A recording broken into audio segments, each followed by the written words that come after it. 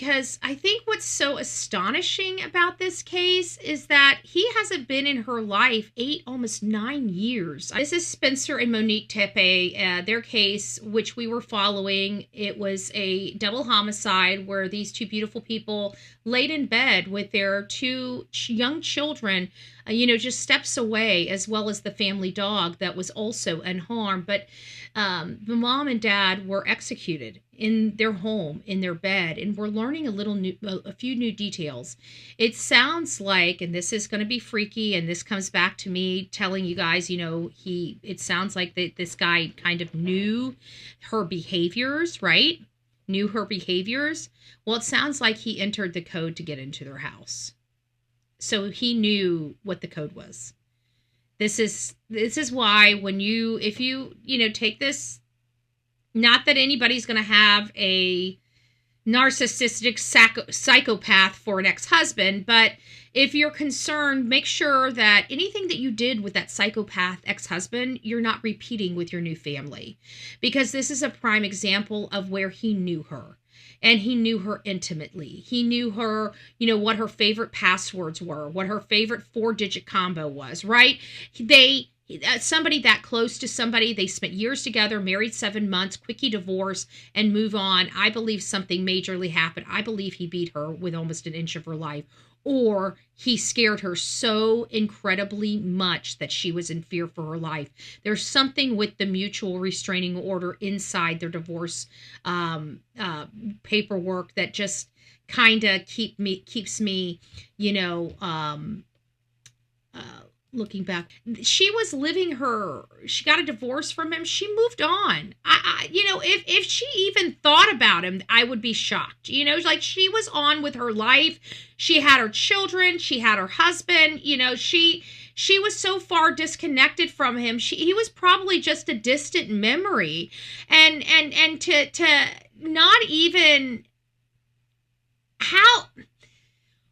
what inspired this? And I think Jennifer Coffindaffer really does say it best. So I think the best thing is just to turn it over to Jennifer Coffindaffer, because Jennifer Coffindaffer says it better than anything else that I've seen. She really does. Let me make sure I've got it where I need it to be. Hold on, guys. Just give me a second. We don't need to see all that. There it is. I want to hear this.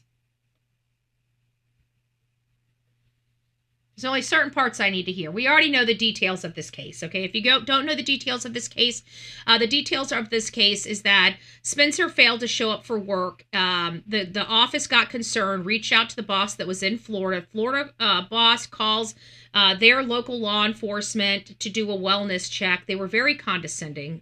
I got to say, Columbus, Ohio's dispatch needs all. I mean, there was multiple people that I did not like how they spoke. I did not like how they were treating the people calling for help.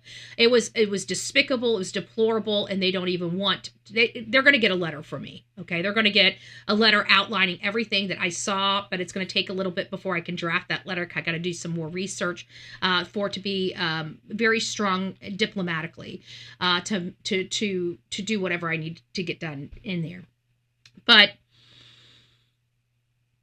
They called the officer. I mean, talk about all of the things that could have possibly went wrong, right? And then the officer gets the call after being these people treating the boss like shit for even calling. The dispatch, people calling for help, and they're like, "Are you sure you really want to make this report?" I mean, I'm being very sarcastic at this point, but it was that bad. Okay, it was just that bad. And so long story short, so they treated the guy, the owner, like shit. Then they send the officer out. He goes to the wrong address, and the couple they keep calling back, and they're like, "Is there any other thing you're going to be reporting? We've had several calls on this location." Well, because there's something wrong, you wonderful lady that has an attitude, right? And so they ended up going in there, breaking in, and finding both the mom and the dad deceased. And what was learned very quickly is that the Spencer had multiple gunshot wounds in him. Monique had 1 bullet in the chest. So to me, I felt like he went in there and blasted the husband, and looked at her and said, "See what you made me do? See what you made me do?" He said something to her before he stuck that gun to her chest and pulled it. I guarantee it. I almost guarantee it. But let's listen to what Jennifer Coffindaffer had to say. Coffindaffer tonight, law and justice contributor for News Nation and former special agent with the FBI. Jennifer, thanks for joining us on this case. Thanks for having me. And one of the details early on in this investigation, both the children were found physically unharmed inside of the house. No signs of forced entry at that home. What does that information immediately indicate about the person who did this? Well, it indicated certainly that they knew this couple well, that they had staked out the location well. It was also very clear they knew where the camera locations were because they evaded a lot of camera coverage, it would seem. And so somehow he came across that entry code to enter the residence. McKee himself, a vascular surgeon in Illinois, and came across he didn't come across the code. It was a code that she probably used a lot. It was probably her code. My mom knows what my code is, right? I have a code, right? I have a code. So it's interesting. So many people reporting things because they're mad at somebody. Mom has had that happen. They owed my mom money, and the woman called and said she was scared of my mom, made a restraining order. They defac. Yeah, well, people are horrible. That's why I don't like, if I find out, and you guys I think might be closer to me than most people, if I find out who's doing this, you let me know. I do not stop. When I especially when people are abusing a system, I will not stop until they're held accountable. If you guys know anything about me, I don't stop. Like, that's what, no matter what, even Summer Wells, has a case died down? Yes. Have we stopped? No. I mean, we've got a whole list of Summer Wells. I still have a whole database of Summer Wells. Summer Wells is never going anywhere. Sebastian Rogers is not going anywhere until he's brought home. These are cases that we've been following, and we will always and continue to follow. They do not come off my iCloud until they are closed. Or suspect. They might go off I might make a new file after the person has been caught, because there might be some because by the time somebody's caught, we start understanding the truth. So everything that was speculative and stuff gets taken and moved over, and we keep only the factual stuff that we'll start working with from that point forward. So a little bit different of a process. But anyways, getting back to this, the husband breaking into the home, using the keypad to get entry. I mean, just the craziness. And now it comes down to, why did the dog bark? In California, according to the Columbus Dispatch, his medical license record showing no disciplinary history or no malpractice there, and then his criminal records only showing traffic-related tickets in the past. He has been charged. He has not been convicted. Are you surprised by the previous profile of this suspect? Not really. When I look at this case, That's why I said, guys, we were dealing with such a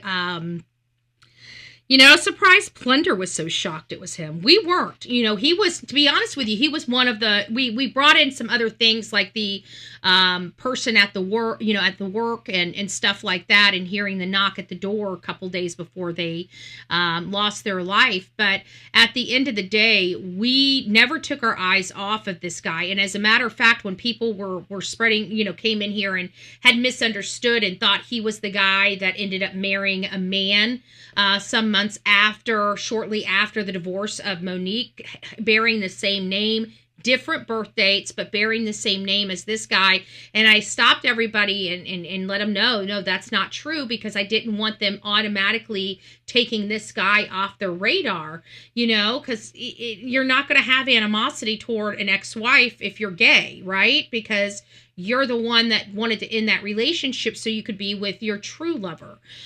So I didn't see, I wanted to make sure that was cleared up. And we went through a lot of that to make sure everybody knew that this man, that her ex-husband, is not gay. He's not the one that married the man some months later. And we can't remove him from this list. And I'm almost confident that I even specifically said we can't remove him as a possibility here because he's not the one that was gay. if he was gay, unless there was something really, really bad, some real bad rift between them, I would have excluded him, because I don't see where that emotional,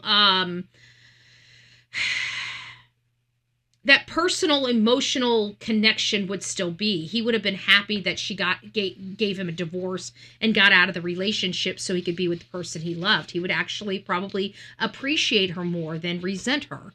So I never took him off the list because he had the same body structure and he had the matters of the heart that I was looking for. There's something clearly happened in that relationship where they were together for 3 years. And they look so happy to be married. And within 7 months, they're getting a divorce. Something major happened. And so RO after the divorce is not a common practice. And everybody was downplaying that. It is not a common practice. I had a non-contested divorce with my ex-husband.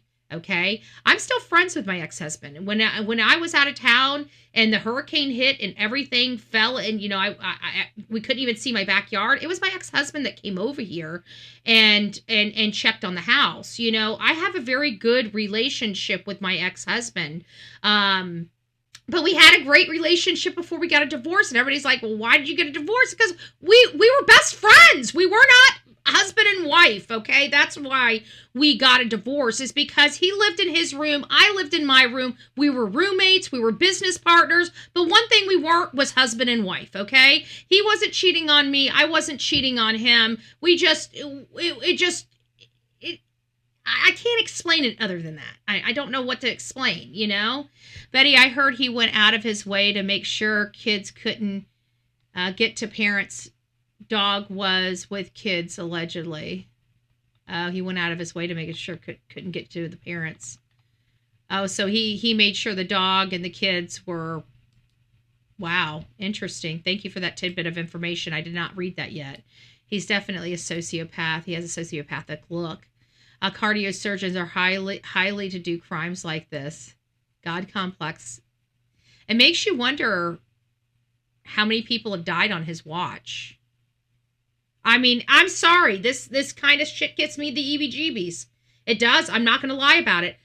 This is the kind of stuff that makes me stay up at night. This is why I don't trust doctors. You guys, I had another story to tell you last week, but I didn't end up telling you guys about it. And it was about 2 twin babies. You guys remember that whole harvesting of that man that they kept trying to say wasn't alive, and he ended up being alive, and he's literally pushing the surgeon's scalpel away, and they're saying, oh, that's involuntary movement. They're like, I don't think this is voluntary movement. And the guy literally gets up off the freaking table, and they're trying to say, if you don't cut into him and take his organs, we're going to... What the fuck is going on here, right? And I'm like, well, they did that to a newborn baby, folks. They did that to a newborn baby, and they were successful. So I want you guys to be very, very careful. I don't trust doctors. I don't trust hospitals. And now that they're literally legitimately harvesting organs, we need to have an anti-organ harvesting. We can't do this anymore in America. If they want to do it from third world country and send stuff over here, if that's okay with them, that's fine. But when I hear back to back 2 different stories, one being a baby, a brand new baby that they said died, and how do you know? I don't trust doctors anymore, because I know that baby's organs are worth millions of dollars. And they didn't even have the parents' permission. They didn't even tell the parents the child had died. They ended up finding the child died after the organs were harvested. Guys, it's getting bad. Okay? So I'm sorry, but unless I'm dead or half dead, I ain't going nowhere. You ain't catching me in a freaking hospital. I trust no one at this point. I trust no one.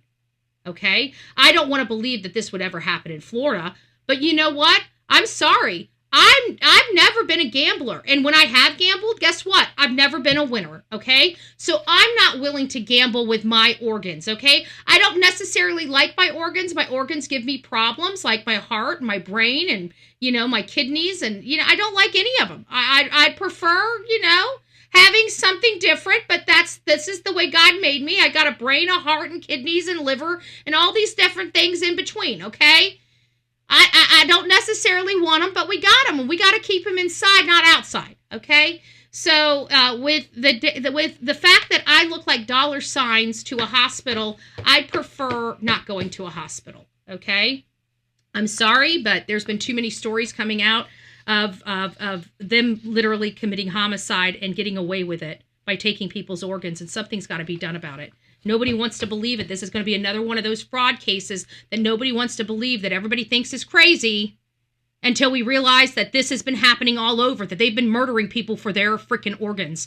And then people are going to be like shocked. And it's like, well, we've been talking about it for 5 years, like we have been about the fraud and the laundering of our federal funds. And now it's all broken apart, and everybody's like, oh, well, she must have knew what she was talking about way back then. You know, years of being called a conspiracy theory and a crackpot, and looky, that didn't age well, right? Looky, that didn't age well. So we've got the teen, we've got the parents. We know that this man here broke into the house with her combo. So again, ladies, you guys need to pay attention to these things. You want to make sure you're safe. Do you have a crazy ex that you ran from? Are you using the same codes you were using with him? Folks, wake up. Wake up. Knew it was going to be very personal for somebody to go up in the bedroom and kill these individuals with a gun. So we knew it was very personal, somebody who knew them. What is interesting, though, this divorce happened about 9 years ago. They were married for such a brief time, only 7 months. Crazy. And so that is strange, but I think it was a deep-seated resentment and hate that just built up and finally came to this conclusion. And we know the murders happened just before the couple was about to celebrate an anniversary. I mean, I just can't believe it. They're big money in organs. Yes, there are. But, you know, it's always been above board. And, you know, I remember arguing with law. You know, I was naive back then. But I remember one of my friends, Karen, she was found unresponsive in her bed. Her daughter had died from an OD. It was her. She was never the same after her daughter died. She thought her daughter was going to survive. Her daughter was sober, and she went to work and came home. Her daughter was dead. So it changed her life. She was never the same again. And I think she started doing things. I don't know if she intentionally tried to take herself out or not, but either way, I do believe she did. And anyways, when I was in the hospital with her, you know, she didn't have a whole lot of people coming up there, and I'd sit up there for hours just so she wouldn't be alone. And I remember the doctors saying, because I was with my cousins. My cousins were gone. Their skin was gray. Like you could tell the only thing keeping them alive was the machines. There was no ifs, ands, or buts about it. Like they were gone. Okay. So I had already seen a living dead person before. So I knew what I was looking, multiple living dead people, because my cousins were so young when they died. They were alcoholics, and they killed themselves. So when I saw Karen, her skin was so beautiful. Her skin was so clear. It was so her skin was just beautiful. And I remember looking at her and thinking, she's really got some color. And they're trying to convince me she's dead. And again, I've seen living dead people before. And she was not dead. But she was an organ donor. I never understood this. This happened 15 years ago. But these cases now, it makes me feel, and there's nothing I could do. She wasn't married. Her kids were all adults. When you're like that and you have no healthcare surrogate, you have no will, you have nothing, you're leaving your hands to those doctors. There was nothing I could do. There was nothing her adult kids could do, because it was up to the hospital at that point. When you're an adult and you have no one, which, you know, when you're not married, you have no one. When your children are, was she on the ventilator? Yeah, she ended up being on the vent, which is why I tell people don't go to the steel lung. I don't care if you keep until you can start breathing again, okay? Because once you get on there, there's no point. You're gone. You're gone. But long story short, you know, I knew about that, but I do believe that she was one that was still there. I don't think she was gone just yet. But they are the doctors, and they try to convince you they're brain dead. And that's what pisses me off. And some of them are. But the ones that aren't, they still just act like they are. And they just keep going and keep going and keep going. I'm removing me being a organ donor off of my driver's license. And the reason why I want to remove because I don't want something bad happening to me and me looking more, being more profitable dead than alive to this person that doesn't know me, that I'm trusting to save my life. I don't want to be put in that situation. And clearly it is a problem going on around this country. I've seen too many stories here in the recent last 5-10 years. Okay. I have been an organ donor since the day that they allowed me to put organ donor on my license. I am now taking it off. I will no longer be an organ donor by my next renewal of my license. Okay. And it's because they have abused this. People did something to help their neighbor, to give of themselves to save a life. And it has been once again, just a money-making scheme for people that are greedy and that don't care, because they sell your organs to the highest bidder, not to the child that needs it. Okay? And I'm so sick of them saying that, oh, well, we have a list. Yeah, and it's so funny somebody can automatically be pushed up the list. Who does that? Oh, it's one gatekeeper. It's two gatekeepers. Okay. Well, if you only have one or two gatekeepers, they can definitely be paid off. What? Oh, we're supposed to believe that their moral turpitude is so high that they wouldn't? Cut it out. Cut it out. In 2025, everything should be automatic. No hands should be in there that are human. If it's truly a monopoly or a lottery, there should be nobody with a hand on a list. It should be all done digitally. Not one person ever touching it. There should be so many red tape and so much recording of everything that cannot be destroyed or fixed or altered that it's not even funny if they're going to continue to do this. But I'm going to tell you right now, if you are an organ donor, I am recommending you to remove it from your license. Okay, I am removing mine. I'm removing mine. I will not worry whether or not a surgeon or a hospital is going to take my organs before saving my life. And it's gotten to a point just like that because my organs are worth millions. I'm nothing but an expense for that hospital. Okay? Organs, pay them, I take from them, right? So look at it like that. Which way are they going to work? They're going to go for the one that's going to pay them the most money. So I'm dead. Okay? They're not going to try to save my life if I'm an organ donor. I want them to save my life. So I'm going to remove me being an organ donor. So let's finish up what Jennifer has to say here. Is there anything to that timing that is significant or jumping out to you? I think it could be. You know, when I look back at the Brown University shootings, Natasha, remember that individual, now that we have his sort of manifesto of why he did it, he had a deep-seated resentment that stayed with him for 3 years. I think that this could be a situation that's very similar, that it just built up over time and finally came to a head. Probably that anniversary could have been part of the reason. Talk to me more about how this suspect was identified and found, because you say he did seem to have some knowledge of surveillance cameras and trying to evade them, but he was ultimately found, interestingly, through surveillance footage in that neighborhood that police used. They saw him entering around the time before this was suspected to happen and then leaving afterwards, and then they used all of this to track his vehicle during a 10-day manhunt. Wow. And so, guys, I mean, this day and age, you know, I say it often, like, who would commit homicide this day and age? We track everything, folks. You can't go anywhere without being tracked this day and age, okay? So if your mental illness is getting the best of you and you think, oh, it's a great idea, I want to take somebody out, let me go ahead and plan it. And you plan it and you're like, oh, they'll never think, I'll wait 9 years. They'll never think about me. They'll never think this. They'll never think that. Boo-boo, I've already thought about it, okay? You cannot get away. This is a man that probably parked his car blocks and blocks and blocks away to be sure no car could be picked up around this one, right? I'm telling you guys, we've covered cases about this, and I had another one with a baby, and I'm like, okay, that's it. Like, that's it. Like, you guys just heard me talk about the man. It was just a few months ago, and now we're talking about a freaking brand new baby. What doctor can do that to a child? These people are animals. These doctors have no emotion.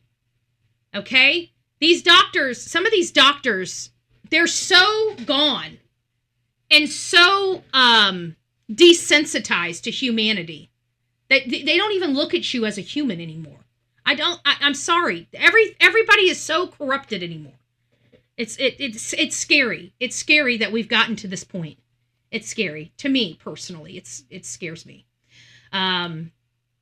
But either way, I just want to emphasize when discussing ongoing criminal matters, we rely on court records, arrest documents, and verified reporting. Anything outside of that is rumors. And we do discuss rumors here, but, we got to identify that those are rumors. We didn't know what we were dealing with in the case of the Tepes, but when we did look at the doctor and heard about their story and read about their divorce, something wasn't right. We all felt uneasy about it. Is it really that far of a stretch that he ultimately became the suspect and was arrested of this crime? It's weird, but not so far-fetched. I mean, it did look highly and deeply personal. Somebody had a lot of pain and resentment within their soul.